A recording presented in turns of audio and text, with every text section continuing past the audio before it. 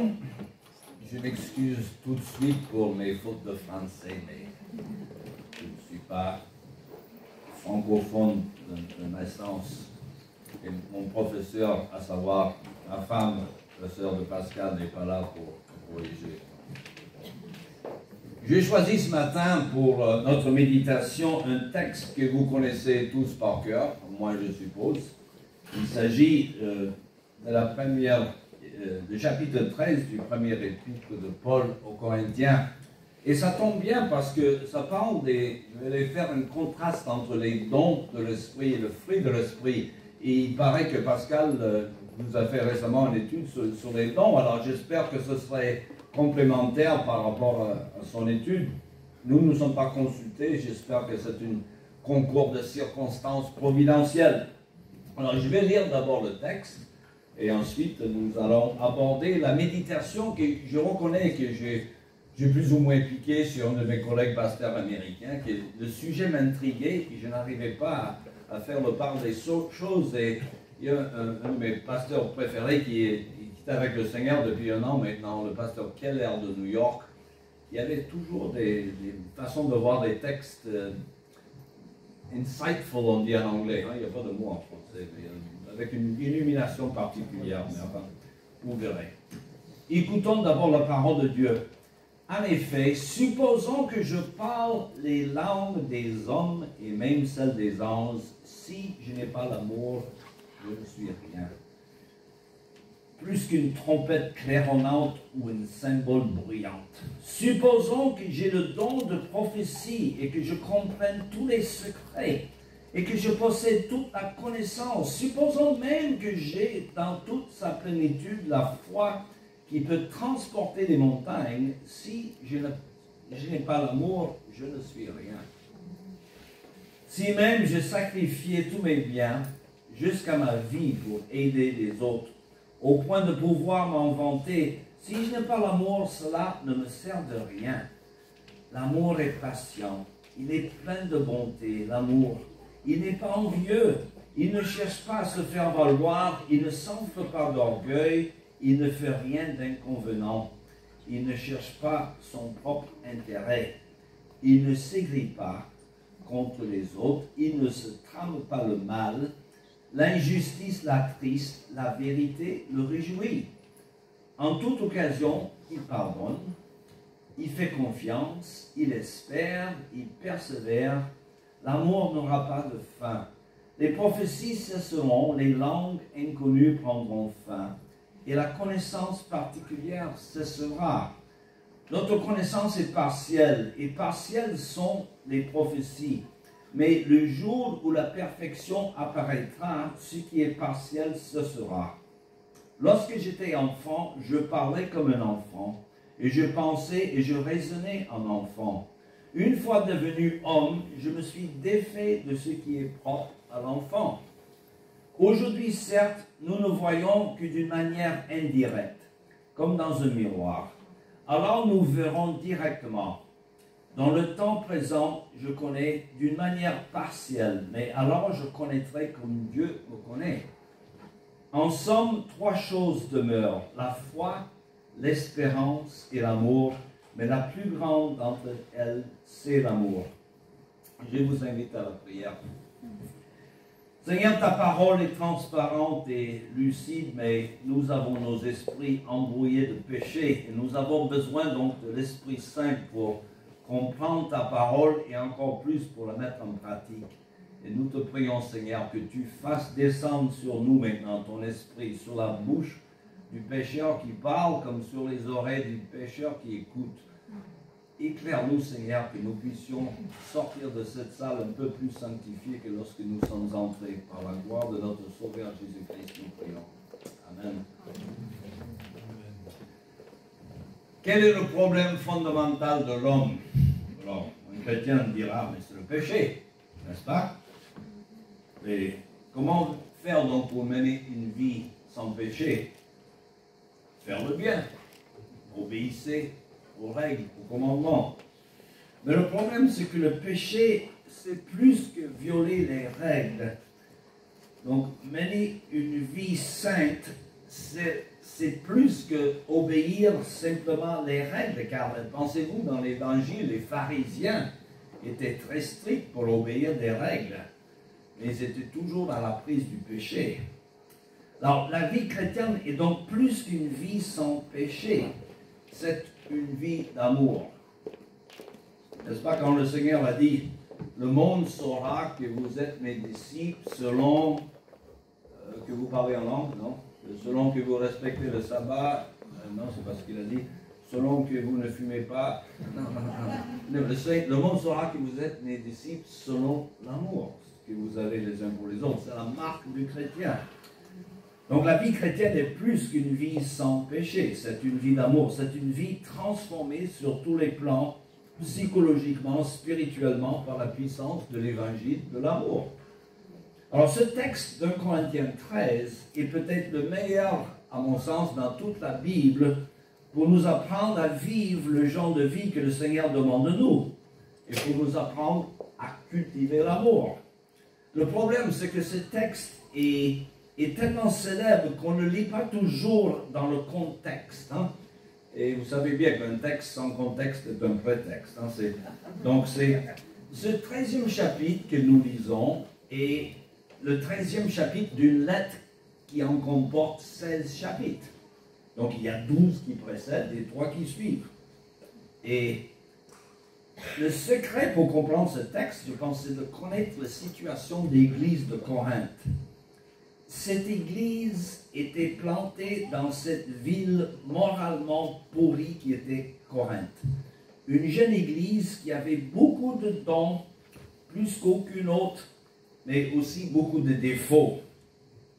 Alors cette lettre, en fait, est une reproche très sévère que l'apôtre Paul leur fait. Je m'explique, mais pour comprendre, comme je dis, il faut comprendre un peu la situation de l'église de Corinthe et la ville de Corinthe. Alors, si vous avez une Bible, serait un peu sérieuse, vous avez derrière une carte, n'est-ce pas, et vous pouvez voir ici, j'ai la carte de la Grèce. Et vous savez, regardez bien sur la ville de Corinthe où il se situe. Parce que ici, c'est la Grèce, et ça, c'est la mer d'Égée. Aegean en anglais, pardon, c'est Égée. Ici, la mer Ionienne. Corinthe est ici. Donc, celui qui descend du nord de la Grèce vers le sud, Corinthe est ici. Il peut faire un petit raccourci où il y a un isthmus, maintenant un canal, j'ai eu le plaisir de le voir, hein, qui fait 6 km de longueur. Certains d'entre vous peut-être l'ont vu. Il est profond de quelques centaines de mètres. C'est impressionnant. Et ça permet un raccourci de plusieurs centaines de kilomètres si vous arrêtez à Corinthe. Alors les marchands qui descendent du nord déchargeaient leurs bateaux à Corinthe, transportaient les marchandises 6 km de l'autre côté, et ainsi ça leur évitait comme je dis, un parcours de plusieurs centaines de kilomètres. Ça veut dire que c'était intéressant économiquement. Donc ça c'est pour la ville de Corinthe. L'histoire tourne autour de cette ville qui était, comme je dis, à la frontière de ces deux péninsules, le nord et le sud de la Grèce. Alors, les gens qui s'installaient à Corinthe, y étaient pour une seule raison, c'est pour gagner des sous. N'est-ce pas? C'était une ville à l'argent. C'était un endroit idéal pour gagner de l'argent par tous ceux qui voulaient passer vers le nord, devaient passer par le sud. Hein? Toutes les routes convergeaient à Corinthe. Comme je dis, maintenant il y a un canal, hein, mais c'est à voir. Hein. Donc toutes les routes passaient par Corinthe et on pouvait transporter ces marchandises et les transporter d'un côté à l'autre 6 km. Mais en 146 avant Jésus-Christ, la ville fut détruite par les Romains, car elle s'était révoltée contre les Romains. Et pendant presque 100 ans, cette ville de Corinthe n'existait plus. C'était une ville fantôme, il n'y avait rien. Mais Jules César, qui reconnaissait une bonne affaire, il savait que c'était l'endroit idéal pour gagner de l'argent. Donc il a mis un bataillon romain à cet endroit. Et à partir de cette époque, pensez-y, il y avait personne, et tout d'un coup, la ville s'est développée pendant 200 ans à une vitesse vertigineuse pour devenir l'un des endroits les plus importants du monde. Mais la ville, comme toutes ces villes nouveau. Je suis américain, je suis bien placé pour voir les villes de Far West qui poussent comme des champignons et qui n'ont pas de tradition. Las Vegas, par exemple. La ville n'avait aucune tradition, aucune indigène, mais elle était composée uniquement de gens de type aventurier qui venaient s'y installer dans le but de gagner de l'argent. Des ambitieux. Alors, ils vivaient dans la cupidité totale de la débauche. Ils venaient là pour réussir. Franchement, le pasteur qui a prêché ce texte, il parlait avec les New-Yorkais. Il savait bien de quoi il parlait. Hein. New York, c'est un peu comme ça. Hein. Plus que Paris. Hein. Les gens, ils ne vont pas pour vivre à New York, ils vont pour réussir. D'ailleurs, je connais l'histoire d'un violoniste qui était le meilleur violoniste de tout le tas de Colorado. Et elle débarque à New York et en sortant de la gare, elle voit un homme dans la rue qui joue le violon qui était 10 fois mieux qu'elle. Il jouait pour ramasser des sous. Enfin, c'est toujours, hein, ça attire. Il y a certaines villes qui attirent les gens ambitieux. Corinthiens, la ville de Corinthe en était une. Au point, d'ailleurs, comme je dis, la ville était débauchée et sans tradition. Et on parlait, il y avait même un mot qu'ils ont inventé, qu'on traduit en français, vivre à la corinthienne. D'autres textes disent corinthianiser. Et ça voulait dire tout simplement vivre dans la dépravation morale. Voilà la ville de Corinthe. Au-dessus de la ville, vous pouvez visiter, il y avait sur une colline un temple de la déesse grecque Aphrodite, la déesse de l'amour, plutôt la déesse du sexe. Hein? Et tous les soirs, plus de 1000 prostituées descendaient de leur temple d'Aphrodite pour faire leurs affaires dans la ville. Voilà une idée de la ville de Corinthe, sexuellement obsédée. Alors l'apôtre Paul arrive donc dans cette ville suite à ses expériences dans le nord de la Grèce où il a été battu à Philippe et lapidé même, pas à Philippe, mais battu à Philippe, presque mort, et ensuite il a connu l'échec à Athènes, hein, et ensuite il va à Corinthe. Et une ville, comme je dis, reconnue pour sa dépravation. Mais je pense que le Seigneur l'a conduit à Corinthe pour lui montrer et pour nous montrer qu'il a le pouvoir de transformer même les gens les plus débauchés. Le Seigneur lui a dit qu'il allait planter une église, qu'il avait de nombreux peuples dans cette ville de Corinthe. Pourri moralement, mais l'évangile est puissant pour transformer n'importe qui. Donc, le Seigneur montrait à Paul qu'il allait lui donner des convertis nombreux dans cette ville débauchée. Tellement l'évangile est puissant. Alors, si vous aviez suivi, comme je dis, ce que j'ai dit au début, la suite nous sommes au chapitre 13, dans les premiers chapitres, surtout je pense au chapitre 6, les versets 10 à 11, l'apôtre parle de la composition de l'église, de ces gens qui étaient à Corinthe, qui incluaient des anciens idolâtres, adultères, homosexuels, prostituées, cupides de tout genre, des voleurs, des ivrognes. L'apôtre Paul dit, voilà bien ce que vous étiez, certains d'entre vous.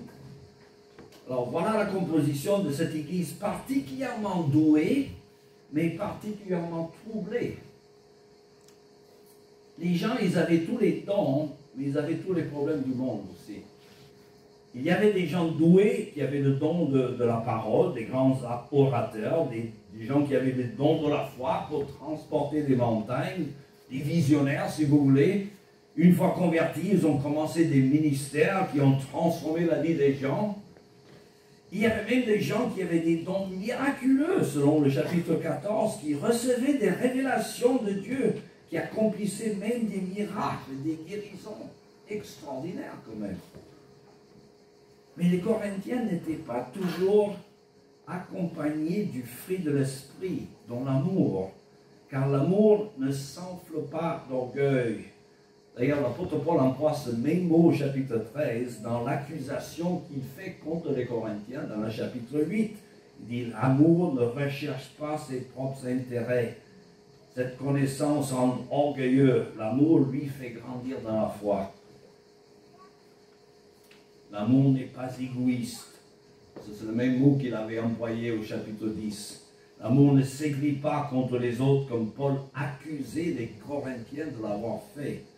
Donc voilà la situation de l'Église qui était tout à la fois le plus douée et la plus troublée des églises que l'apôtre Paul avait dressées.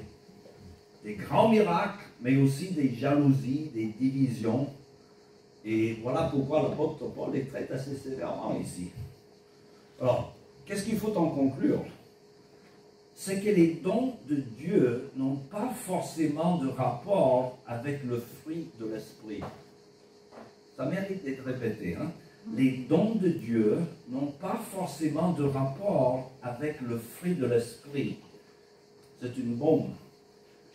L'apôtre Paul dit que vous pouvez avoir des dons spirituels en général et même des dons miraculeux sans être chrétien du tout. Attention, l'apôtre Paul ne méprisait pas les dons. Hein? Il ne les méprisait pas. Il dit, attention, je parle en langue plus que vous tous. Hein? Il était doué, lui. Il ne méprisait pas les dons. Mais vous pouvez parler en langue, avoir des révélations, faire des miracles, et même être prêt à tout donner pour aider les gens sans avoir la foi qui sauve. Yikes. Dieu, il peut opérer dans ta vie par des dons spirituels sans que tu sois chrétien. Il faut donc bien faire attention à ses priorités, car même des non-chrétiens peuvent avoir des dons sans être sauvés. Pensez dans le fameux texte de l'évangile selon Jean, à la fin du sermon sur la montagne, où le Seigneur Jésus dit, au jour du jugement, les gens diront, Seigneur, n'est-ce pas en ton nom que nous avons fait beaucoup de miracles? Nous avons chassé des démons, et le Seigneur leur dira, je ne vous ai jamais connus. Il nie pas qu'ils aient fait des miracles, mais ce n'est pas le critère. Ce n'est pas le critère. Je ne vous ai jamais connu. Alors, mais c'était pareil dans l'Ancien Testament. C'est ce qui m'a troublé. C'est ce pasteur new-yorkais qui m'a trouvé, à mon avis, la bonne compréhension. Pensez dans le cas du livre des Nombres, de ce curieux cas de Balaam. Balaam qui était un homme méchant, qui acceptait de l'argent pour maudire le peuple de Dieu.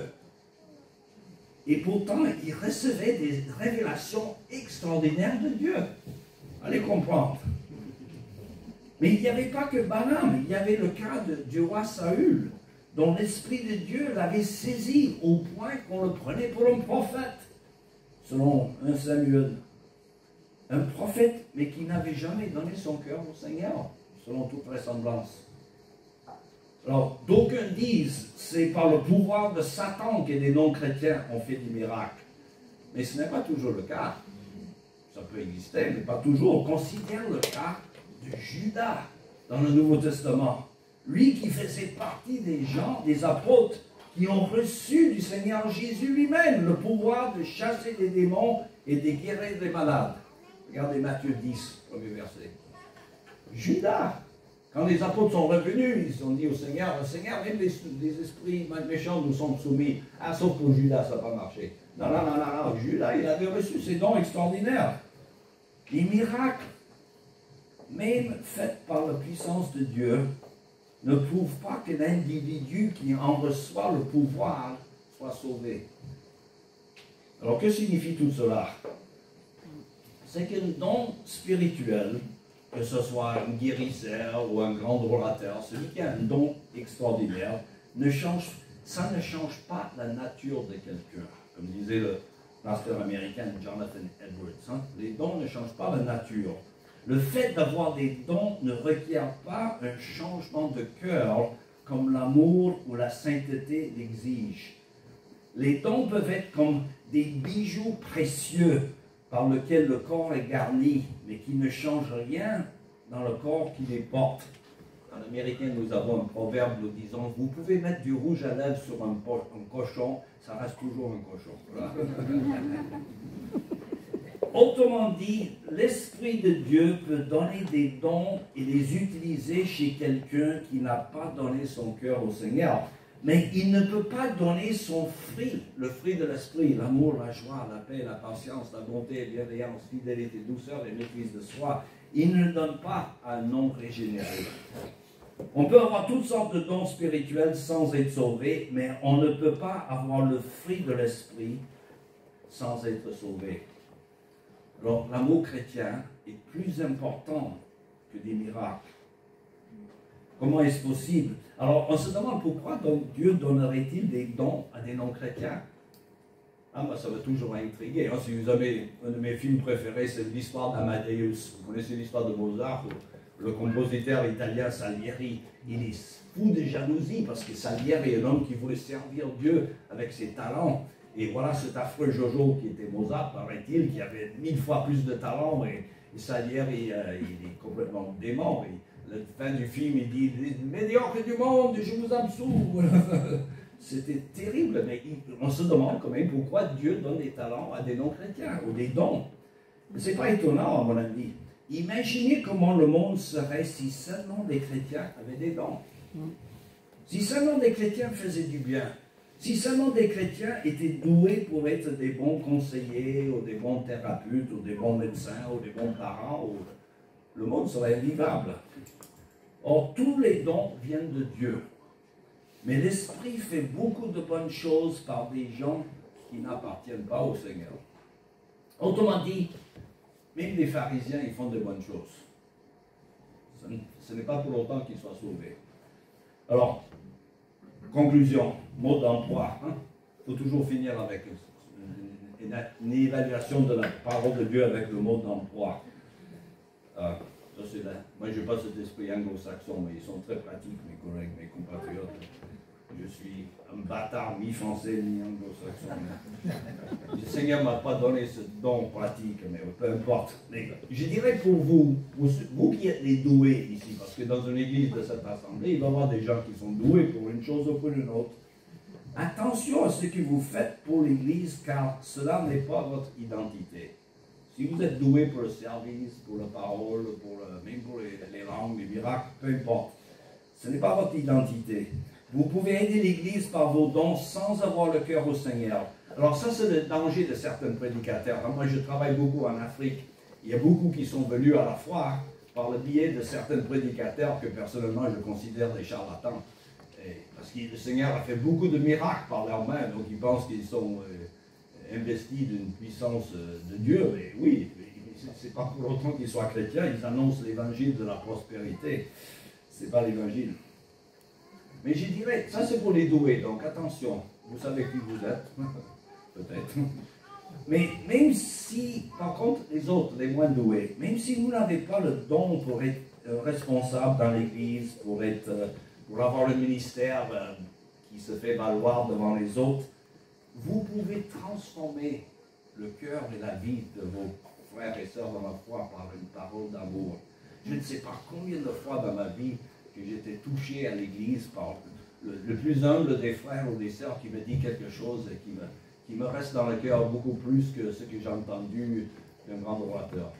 C'est comme ça. Donc ça, c'est un encouragement. Dieu nous aime sans condition, rappelez-vous. L'amour est par définition sans condition. Ce n'est pas à cause des dons qu'on a ou qu'on n'a pas. D'ailleurs, en guise d'illustration, pour les hommes mariés, les femmes, bouchez-vous les oreilles pour l'instant. Si ta femme demande un jour, chérie, est-ce que tu m'aimes? Tu dis bien sûr. Et si elle te dit pourquoi, attention à ce que vous répondez. Si vous dites, ah, je t'aime parce que tu es jeune et belle, elle dira, et quand je serai plus jeune et belle. Mais je t'aime parce que tu me prépares la nourriture. Et si je ne pouvais pas te préparer la nourriture, ouais, je t'aime parce que tu joues au tennis avec moi. Et si je ne pouvais pas jouer? Ah, non. Je t'aime parce que je t'aime. Il n'y a pas de condition pour l'amour. Le Seigneur nous a aimés sans condition. Méfiez-vous. Là, c'est un conseil pour les hommes. Les femmes, vous pouvez déboucher les oreilles. Alors, les dons, donc, revenons aux dons, ils peuvent épater, mais ils sont limités. Des dons sans l'amour, donc, comme dit l'apôtre Paul, sont des symboles qui retentissent, comme chez les païens. Le monde saura que vous êtes mes disciples par l'amour que vous avez les uns pour les autres. Car c'est l'amour qui va transformer le monde en fin de compte. Ce n'est pas la puissance, ce n'est pas par la puissance ce n'est pas la puissance plutôt qui a motivé Dieu à nous sauver, c'est par amour. Car Dieu a tant aimé le monde qu'il a donné son Fils unique. Vous voyez, donc on arrive toujours à cette histoire. Et en guise de conclusion, cette fois pour de vrai, je vous invite à lire, là c'est très humiliant, lisez le texte de 1 Corinthiens, et à la place de l'amour, substituez votre propre prénom. Alors, Marc est patient, il est plein de bonté, Il n'est pas envieux. Il ne cherche pas à se faire valoir. Il ne s'enfle pas d'orgueil. Aïe, aïe, aïe. Donc mettez votre nom. Et si vous êtes découragé comme moi, après, vous remplacez Jésus est patient. Il est plein de bonté, de l'amour. Il n'est pas envieux. Il ne cherche pas à se faire valoir. Voilà. On a le problème, il y en a la solution dans notre Seigneur Jésus. Prions le Seigneur.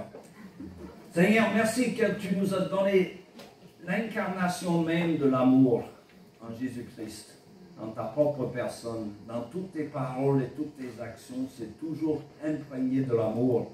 Et nous sommes tellement loin de cet amour agapé parfois. Nous avons tous besoin de ta grâce, ton Esprit Saint. Éclaire-nous, Seigneur, montre-nous où nous manquons d'amour dans notre vie. Donne-nous de cet amour pour ceux qui sont autour de nous, surtout pour les frères et les sœurs dans la foi, mais pour tous les autres aussi. Que nous puissions encore appliquer, comprendre ta parole et la mettre en pratique. Remplis-nous de ton esprit d'amour. Nous prions cela pour le nom et pour la gloire de Jésus-Christ.